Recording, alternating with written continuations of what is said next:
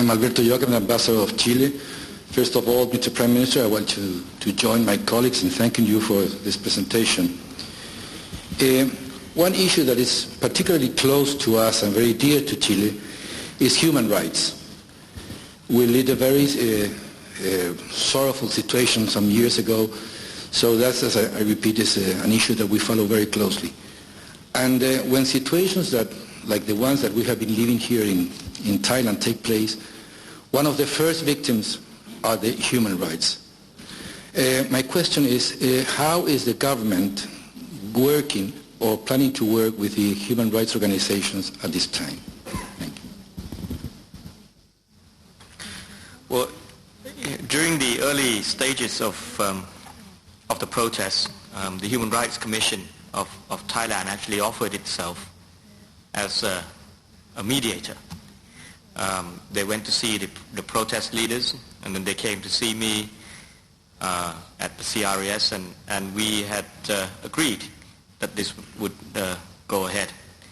Unfortunately, 2 days after that, former Prime Minister Thaksin, for some reason or for no reason, strongly criticized the Human Rights Commission for being partisan, which was quite a mystery to me why he believed that, to cut off that channel. There are not only does the human rights is there a Human Rights Commission in Thailand, but a number of NGOs who work on human rights. I'm quite willing to have dialogue with them.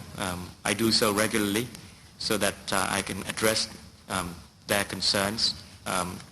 There are clearly a number of issues that we need to discuss. For instance, the issue of demonstrations, freedom of expression, press freedom, and so on, and how we might deal with these kinds of situations. I'm always open to working with human rights bodies, our own Human Rights Commission as an independent organization, and also NGOs. So there should be no problems. I mean, we are always open to criticisms and also to addressing their concerns. I should say I'm in regular touch with people who work on these issues. Stephen Graham from the British Chamber of Commerce. Prime Minister, the state of emergency, have you any idea what the time frame is when that will be lifted in the provinces that are affecting tourism at the moment, which will then go to assist the embassies to lift their travel advisories? Thank you. What we do is we have our provincial governors, the local police, the military, to give us regular assessments of how the situation is in various provinces. I believe that it would be possible to lift state of emergency in some provinces before others, rather than lift them all at the same time. So it will depend on how those people on the ground assess the situation, just as our decision on the curfew, where they reported back to us actually last night that they now felt confident that it could be lifted. So if they say that they are ready to handle the situation without these special powers, we'll lift those the state of emergency for those provinces also. Next question, please. Excellency, Nando Fundle, the chairman of the Joint Foreign Chambers of Commerce. Over the past couple of years, Thailand went through a lot of upheavals. Nevertheless, looking at the economic data, Thailand has shown that it's very resilient and recovered very fast. We cannot dwell on it that Thailand will recover every time very fast. And a lot of businessmen are asking, when is the next breakdown going to happen?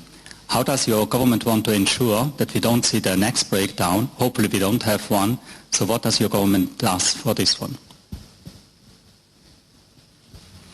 I'm sure nobody wants to see any kind of breakdowns. And much will depend on the success of the reconciliation process, which is why this is our number one priority as far as the government's work is concerned. And again, I would reiterate that its success will depend on the degree of participation. And so we'll do all we can to embrace and invite all the stakeholders to join in the process. And your own contributions will be very, very important for us. It's a number one priority, and we want to make sure that the situation will stabilize and continue to be stable, and we don't want a repeat of the events that we have had last month or the end of 2008 and other events before that. My name is Yap. I'm from the Malaysian Thai Chamber of Commerce. I just wish to mention that when the big riots happened, I was in China, and I've been in Thailand for 25 years. Basically, when this happened, I felt very strange because the impact affected me strongly because I have an office in Central World. And I was with Chinese business people. Most of them say, Thailand is such a wonderful country. We love to come to Thailand. What is happening, Mr. Yap? I say, I share the same with you. Thailand is a wonderful country. And why is this happening? Really, I have people working with us in my factory. And I think I find that communication in Thailand is very difficult. I feel that the government must try to communicate effectively, because with our small workforce of a few thousand people, we still find it difficult to communicate. And whatever we do, there's always mistrust. How do we remove mistrust? I'm still not sure. I think this should be the focus. How to build trust in the long term. It must be long term, not something short term.